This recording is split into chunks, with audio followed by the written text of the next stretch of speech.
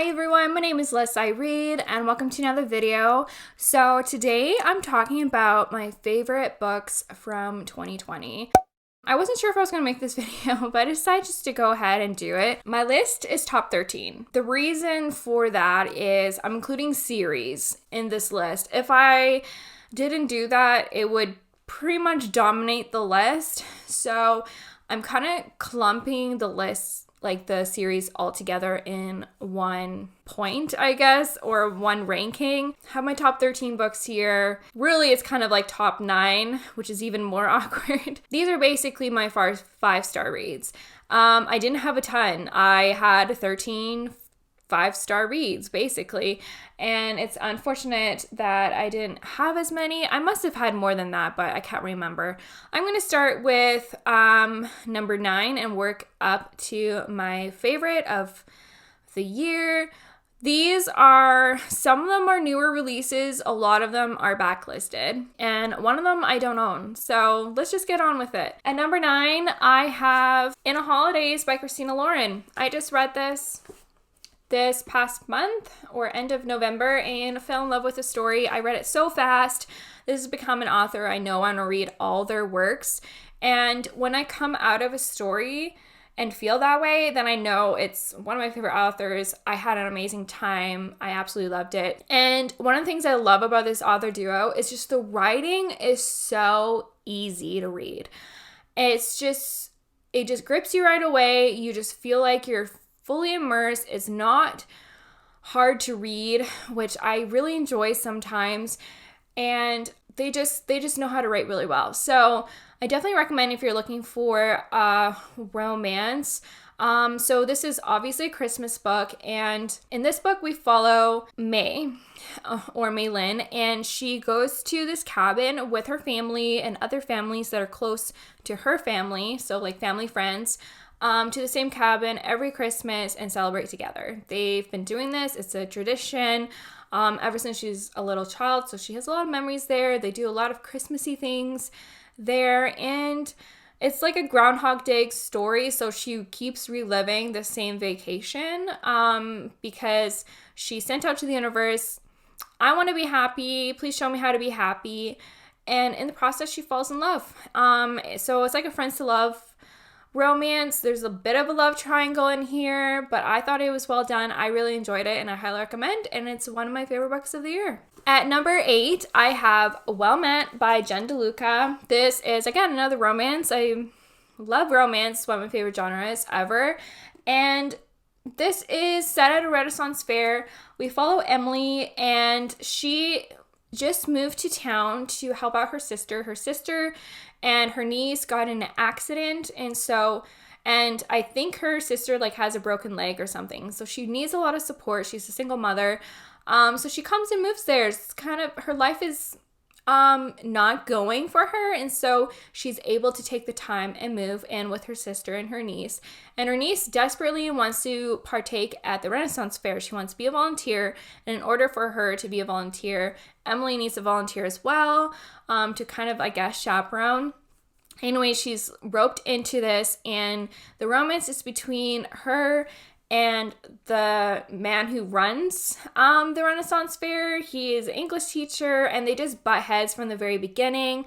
He doesn't like change, and she kind of has ideas for the Renaissance fair, and they act. She is a wench, and he's a pirate, and it's so good. I absolutely love this story so much. I read this earlier in the year, so it's been a while, but this is definitely a rereadable story. I can see myself rereading this in the future, and I highly recommend it if this sounds like a romance you want, and if you hate to love romances. At number 7 is my first YA, and that is Truthwitch by Suzanne Dennard. I fell in love with this story right away. If you were a fan of Throne of Glass, you need to pick up the series because I personally believe it's a little bit better.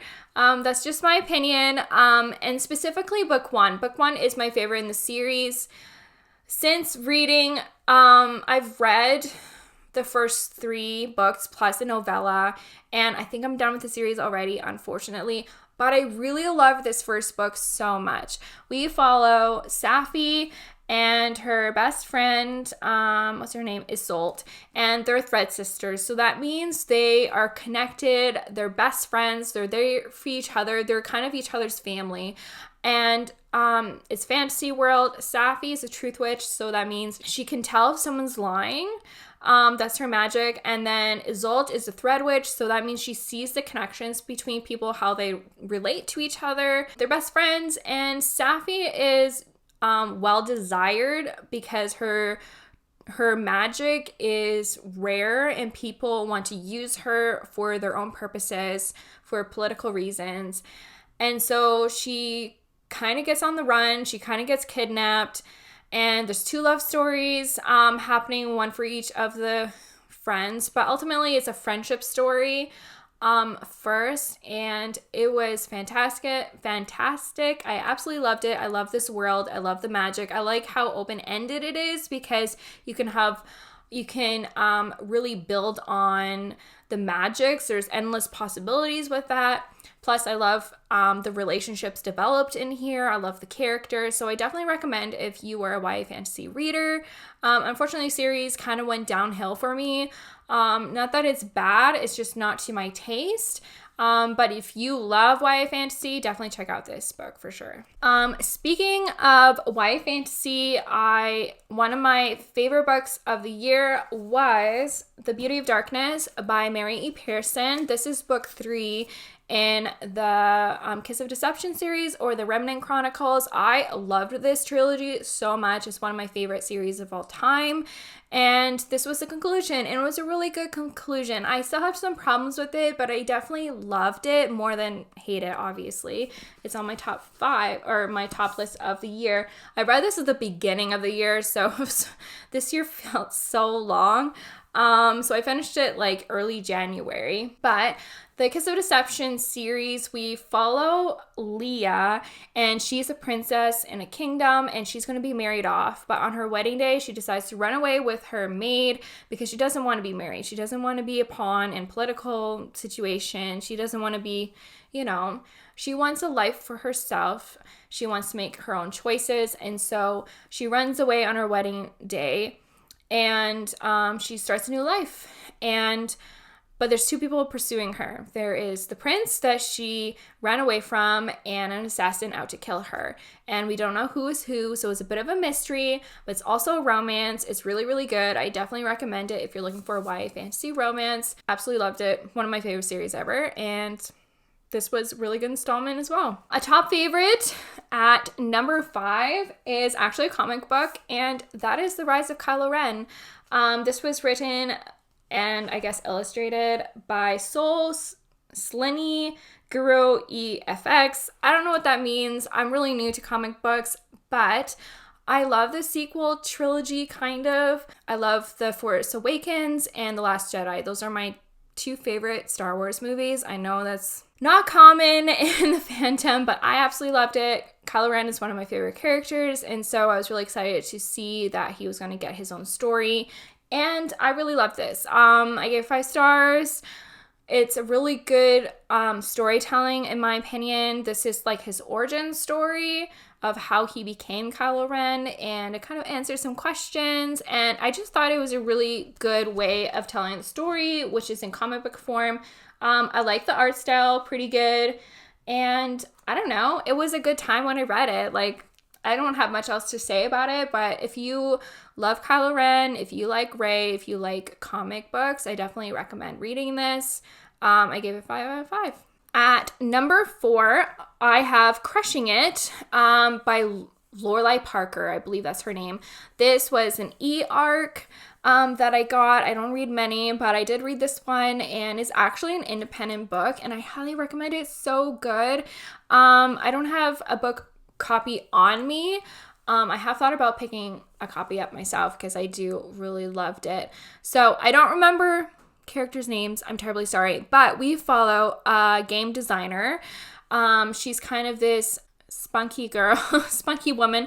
She is a game designer. She started out with her own company. She started up with her best friend and her best friend's husband. And they started this company, and I think they sold it off. That is her career. So it's really cool to read a story featuring a woman who is quite prominent in her field and making games. So I like the representation of a female gamer and a female gaming creator. So I really enjoyed that aspect, but her life, other parts of her life isn't going so well. She is not in a relationship. Not that that determines things for your life or whether life is going for you or not, but she lives in the basement of her best friend and her husband's house, and she's not seeing anyone. She's living in a basement apartment, and her friends try to convince her to kind of put herself out there. They're ready to have a baby and she can't live with them forever, and it's kind of them kind of pushing her out. Also, she has to make a pitch for her new game design at a convention, and she's really nervous. She has huge stage fright, and so her friends convince her to start this pub-like game. It's a competition at this local pub, and it forces her to go on stage and talk about embarrassing things. And she specifically reads excerpts from her diary from university. Long story short, she starts doing this and she meets the guy, the bartender, the owner of the bar. And then when she's on stage, she reads an excerpt of from her university days, but she talks about her crush during university days. And the guy happens to be there in the audience. And so it's like a bit of a love triangle between her, the guy from university, and the barkeeper. And I loved it so much. It was really good. I really liked our main protagonist. I liked how she is strong in her field. She's a gamer chick and quite accurate when it comes to gaming. I don't game, but my husband does. So I know a little bit about this stuff. And so I thought it was really good representation of an actual millennial, which I really enjoyed. And yeah, I highly recommend this book if you want to check it out. You should do so because it's an independent author and I really enjoyed the story. And number 3, I have The Start of Meeting You by Emily Lord. So I feel like I read this forever ago. A lot of these books I feel like forever ago. This has been a long year. But I read this and I absolutely loved it. It's my first Emily Lord. I haven't read much by this author, but I know I need to read more. And this is a YA contemporary romance. And we follow Paige and she's still grieving the death of her boyfriend. Her boyfriend died in not mysterious, but her boyfriend dies in an accident, in a swimming accident. And Paige is still kind of grieving it. She's dealing with it. And she wasn't in the relationship long, but it still affects her. Obviously, she's sad about it. It's very tragic. But also, everyone treats her differently because she is the girlfriend of this guy who died. So she decides, since it's a new school year, she wants to kind of start fresh. She makes a list of things she wants to do. And one of them is fall in love with her crush for a long time. And also start a club. She ends up starting a club. This boy named Max, who is her crush's cousin, convinces her to join the quiz bowl. And it's about her just coming out of her shell, falling in love along the way. She has an amazing friend group in here. And I just loved it. I love the romance. It's definitely swoon-worthy, which is a weird thing to say for a YA romance, but I definitely felt that way. I just loved Paige's and Max's love story, and so I definitely highly recommend this. It's super good. It is hard-hitting because there's some tragic things that happen along the way, but I highly recommend it if that's something you could see yourself enjoying. Second to last is the first series. And one series I absolutely fell in love with this year was The Dark Days Deceit, or the Lady Helens series. I kind of just clumping them together because I feel pretty much the same about every single story. There's one that I'm giving 4.5, which is the last one, but it's still amazing. I still love it. So the books include The Dark Days Club, The Dark Days Pact. Yes, I believe this is book 2. And then The Dark Days Deceit. Absolutely love this story. So this series, we follow Lady Helen. It's a Regency fantasy romance. And she is ready for her coming out, and she's preparing with her aunt, and she's not desperate, but her aunt and her uncle really want her to get married because she has a bit of a reputation because of her family. Her mother and father died mysteriously, and it's been kind of part of gossip ever since, and so it'd be best if she gets married right away so scandal doesn't follow her, I guess. And so she's preparing for her debut, and at her debut she meets Lord Carlston, and Lord Carlston possibly knows information about her mother's death and who she was and what she did. And Helen notices things changing about her. She's feeling like weird. She has like weird bursts of energy. She can read people really accurately. Like she has some kind of magical ability about her. So that's basically the story. We follow Helen as she's kind of grappling the changes that she has and possibly the job she may have to do even though she's a lady of society, which I absolutely love so much. It's one of my new favorite series of all time. I love anything Regency, but I also love the fantasy element in Regency. You see that once in a while, and this was no exception. This leans more Regency. There is fantasy elements in it, but first and foremost, it is a Regency story, and Helen having to deal with the fact that she is a lady of society and things are asked of her because of that. And she is struggling because there's other things asked of her which contradict the things that she has to do as a woman. So I loved the commentary of that along the way and the challenges that this job or magical ability she has like conflicts with that. So I highly recommend the series. It's YA. Like I said, it is a fantasy. There's some like gruesome parts in it, but it's mostly Regency romance. So I highly recommend if that sounds like something you love. I gave each book pretty much 5 stars. The last book I gave like 4.5, which is basically a 5-star book. I love the series so much and I highly recommend. It was really hard to pick which spot I wanted for these 2 series because I love them so much. It was like basically neck and neck. So even though I'm saying this is my favorite, it's pretty much tied with the Dark Days Deceit or the Dark Days Club. But my favorite other series is the Bookish Boyfriend series by Tiffany Schmidt. I fell in love with the series so much this year, and it's mostly because of book 1. It's a Pride and Prejudice retelling. It's hard not to fall in love with that, which is funny because the Dark Days Club is kind of based on Pride and Prejudice, not overly, but the romance is definitely a hate to love romance in Regency time. So, you know, Darcy and Elizabeth. But this is actually a true retelling. Absolutely love the series so much. This is obviously romance stories. YA. It's set at a preparatory school. And each story is a retelling of a different classic romance. So book 1 is A Day with Darcy, which is obviously a Pride and Prejudice retelling. Book 2 is The Boy Next Story, which is a Little Women's retelling. And book 3 is Talk Nerdy to Me, which is the Anne and Green Gables retelling. So the premise is the English teacher at this preparatory school hands people the classics. So in this one, it's Pride and Prejudice. She gives... what's her name? Mary Lee, Pride and Prejudice to read, and while she's reading it, she's falling in love. She's emulating the same story. She herself is Elizabeth, but modernized. And the same is true for book 2. We follow Rory, of all things, and she's in love with the boy next door, and her life kind of emulates Little Women. And lastly, we have Eliza, and she's not an orphan, but she's really smart, and she falls in love just like Anne and Anne and Green Gables. And I love this series so much. The magic element, so there's a little bit of magic, but it's mostly contemporary. It's just very light. It's more speculative, I guess. You can say people think that these books have magic, but it's not really confirmed, I guess you can say. The English teacher kind of reminds me of like Miss Frizzle from the Magic School Bus. She wears like eccentric clothing. She probably has elaborate hairstyle, and she passes on magical books to her students, and they read them, and their lives emulate the book that they're reading. And I love it so much, and they fall in love in the process. It's hard not to love any kind of Pride and Prejudice retelling.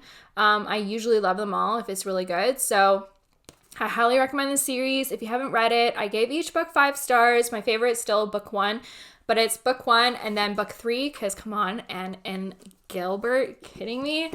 And then this one, still really good. I love this series so much. And there's a new book coming out this year, 2021, and I'm so excited for it as well. So anyways, those are my favorite books of 2020. A lot, and I read some amazing series, clearly, and these were all amazing books. I absolutely love them all. I hope I gave some recommendations for you if you were looking for some. If you've read any of these books before, please comment down below. I'd love to have a conversation with you because I love them so much. So please comment down below. I hope you liked this video. If you did, please give it a thumbs up. Please subscribe if you have not done so. You can follow me on Goodreads and Instagram. And you know what? I want you to keep reading. Bye.